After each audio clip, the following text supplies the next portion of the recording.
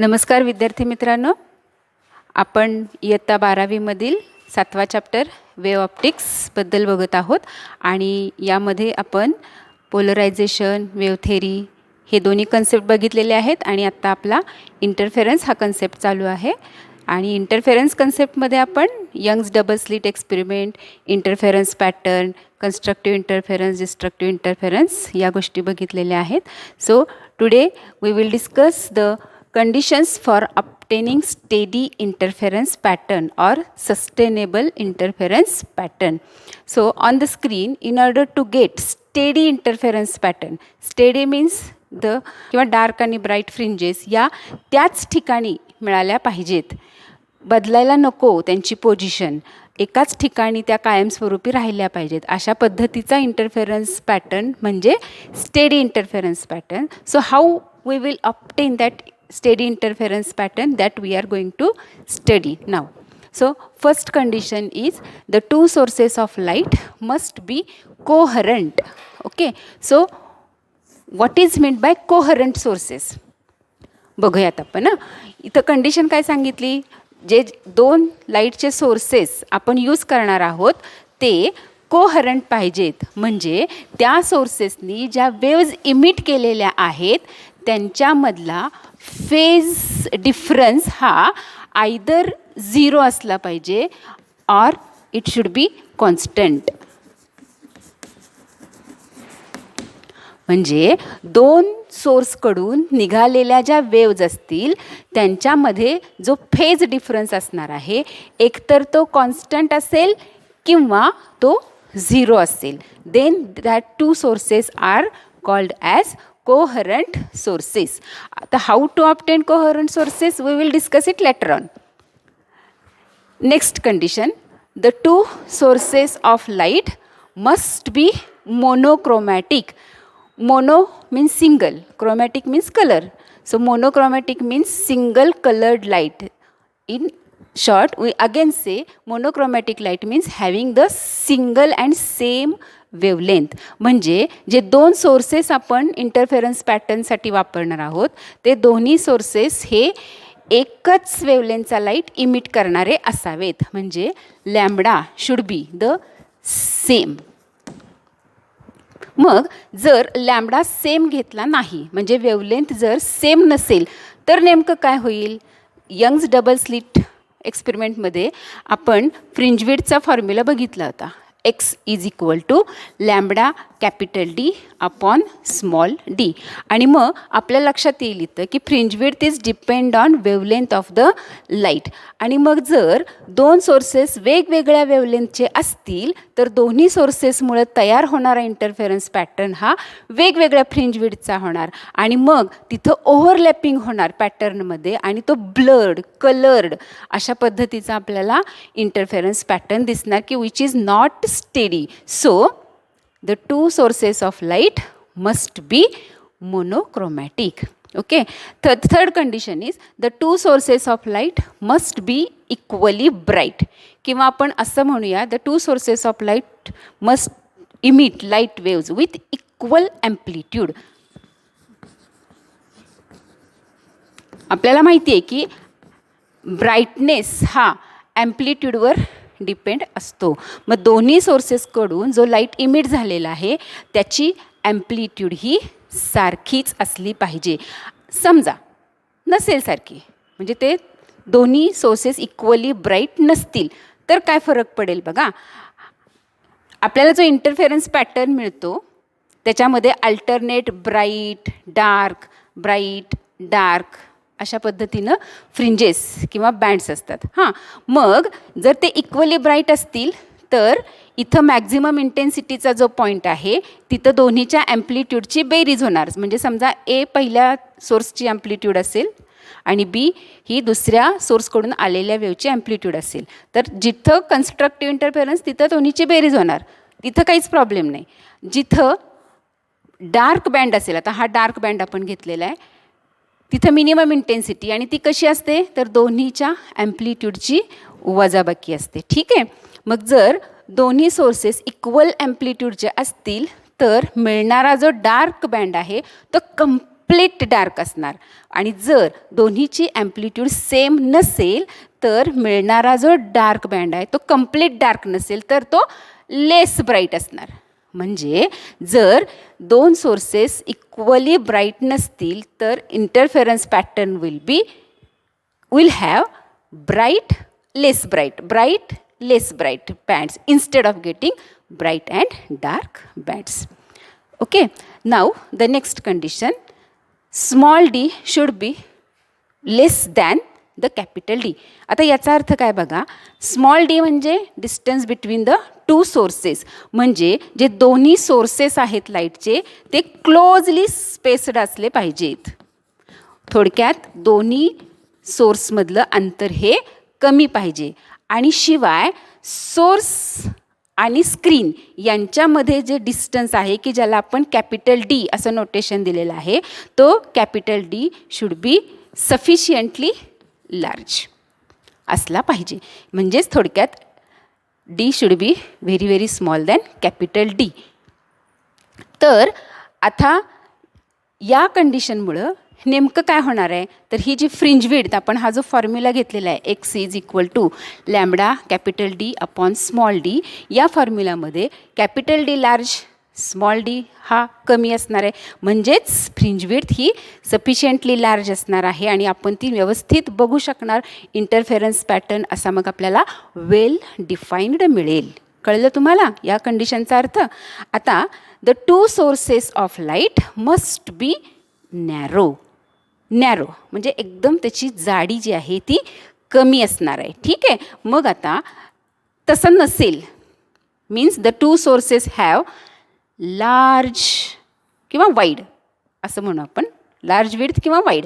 म्हणजे इथं मी त्याची जी विड्थ आहे ती मोठी दाखवली आहे. मग अशी जर विड्थ लार्ज असेल दोन्ही सोर्सेसची तर एकच ती स्लिट आहे त्याच्यामध्ये वेगवेगळ्या छोट्या छोट्या स्लिट्स तयार होणार आणि मग त्यांच्यापासून नंबर ऑफ वेव्हट्रेन्स बाहेर येणार आणि मग दोन्ही सोर्सेसकडून आलेल्या नंबर ऑफ वेव्हट्रेन्स ओव्हरलॅप होणार आणि प्रत्येकाचा वेगवेगळा इंटरफेरन्स पॅटर्न. आणि त्यामुळं जो रिझल्टंट इंटरफेरन्स पॅटर्न असणार आहे तो काही स्टेडी राहणार नाही, तो ब्लर्ड असेल. म्हणून the two sources should be narrow. And the next condition, the two sources of light must emit light in the same state of polarization. तर तुम्ही पोलरायझेशनचा कन्सेप्ट बघितलेला आहे. मग इथं सुद्धा दोन्ही ज्या लाईट वेव्ज येणार आहेत सोर्सकडून, दोन सोर्सकडून, त्यांची स्टेट ऑफ पोलरायझेशन ही सेम असली पाहिजे. So here are the conditions for obtaining steady interference pattern.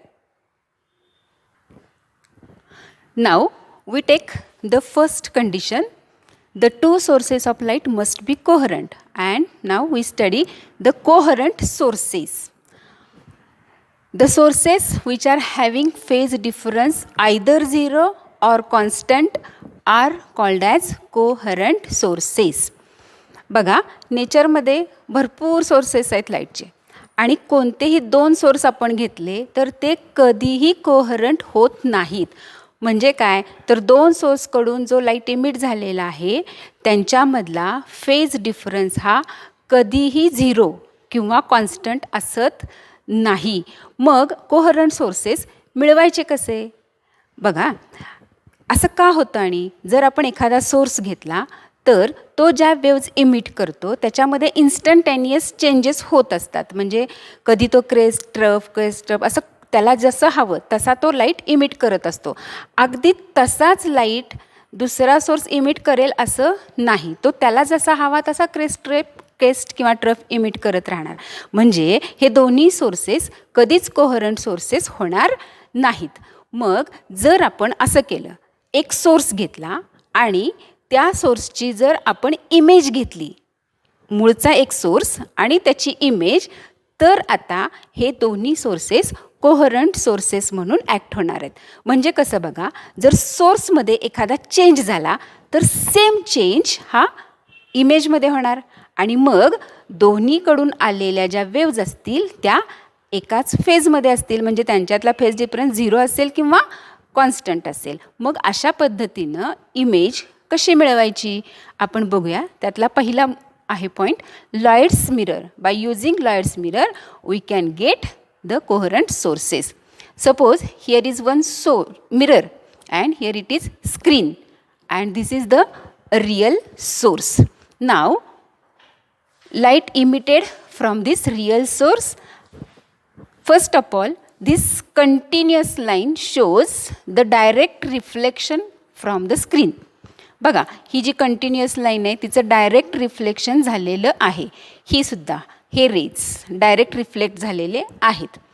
Okay, now there is अनादर set of waves. You see here dotted line. At first these dotted lines or these rays incident on this mirror by grazing it, म्हणजे जवळजवळ सरफेसला घासत असे हे raise या real सोर्सकडून मिररवरती incident होतात आणि मग या मिररवरती त्यांचं रिफ्लेक्शन होतं आणि ते रिफ्लेक्शन होऊन या स्क्रीनवर इथं पडलेले आपल्याला दिसत आहेत. हा एक डॉटेड लाईननं दाखवलेला आहे, हा दुसरा रे दाखवला आहे आपण. याचंही त्याच पद्धतीनं आधी मिररवर आणि मग रिफ्लेक्टेड रे स्क्रीनवर पडला आहे आणि मग आपण जर स्क्रीनवरून बघितलं इथून तर आपल्याला असं वाटतं की हा जो डॉटेड लाईनचा लाईट आहे तो इथून आला आहे. ॲक्च्युली तो इथून आला आहे बघा असा, पण आपल्याला इथून बघितलं की असं वाटतं तो इथून आलेला आहे. म्हणजे हा जो पॉईंट आहे तो व्हर्च्युअल सोर्स म्हणून ॲक्ट होणार आहे.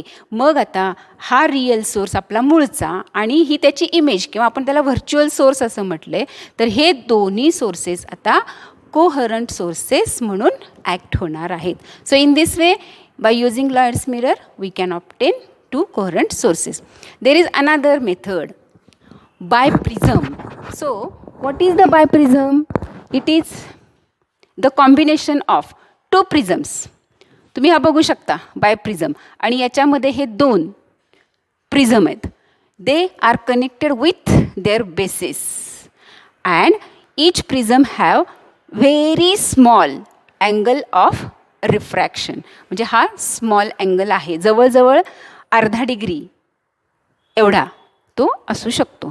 आणि मग असे हे दोन प्रिझम एकमेकांना बेस टू बेस कनेक्ट केल्यामुळं एक नवीन प्रिझम तयार झाले, त्याला आपण म्हटलं आहे बाय प्रिझम. आणि आता त्याचा जो अँगल ऑफ रिफ्रॅक्शन तयार होणार आहे तो इथं आहे.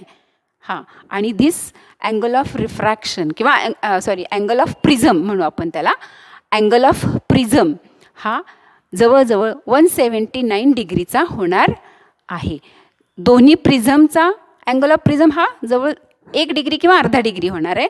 मात्र जो नवीन तयार झालेला बायप्रिझम आहे त्याचा अँगल ऑफ प्रिझम हा 179 डिग्री होणार. ठीक आहे, मग हा biprism and this prism has refracting edge and it is kept parallel to the source. अर्थात हा जो प्रिझम आहे तुम्हाला डायग्राममध्ये त्याचा सेक्शन दिसतोय, प्रिन्सिपल सेक्शन, पण इथं तो परपॅन्डिक्युलर प्रिझम ठेवलेला आहे अशा पद्धतीनं आणि इकडे स्लिट आहे. मग स्लिट जर उभी असेल तर बाय प्रिझमची जी रिफ्रॅक्टिंग एज आहे ती पण व्हर्टिकल एकमेकांना पॅरलल ठेवलेली आहे. So now from this linear source light is emitted, it falls on this biprism and get refracted, and after refraction from the biprism the rays get overlap and we observe interference pattern on the screen. Means that screen is nothing but the eyepiece. ठीक आहे, आता काय होते बघा, आयपीसमधून आपल्याला interference pattern बघायला मिळतो आहे. मात्र या ज्या वेव्ज इंटरफेअर झालेल्या आहेत त्या जर इथून स्क्रीनकडून बघितल्या तर आपल्याला असं वाटतं की ही वेव इथून आली आहे. खरं तर इथून आलेल्या आहेत ना त्या वेव्ज, पण इथून बघितलं की वाटतं S1 आणि S2 या दोन्हीकडून त्या वेव्ज आलेल्या आहेत. म्हणजे आता इथं S1 आणि S2 या दोन व्हर्च्युअल इमेजेस तयार झालेल्या आहेत ओरिजिनल सोर्स ऑफ लाईट एसच्या. So S1 and S2 now here act as coherent sources. So in this way we discussed the how to obtain coherent sources and what are the coherent sources. Thank you.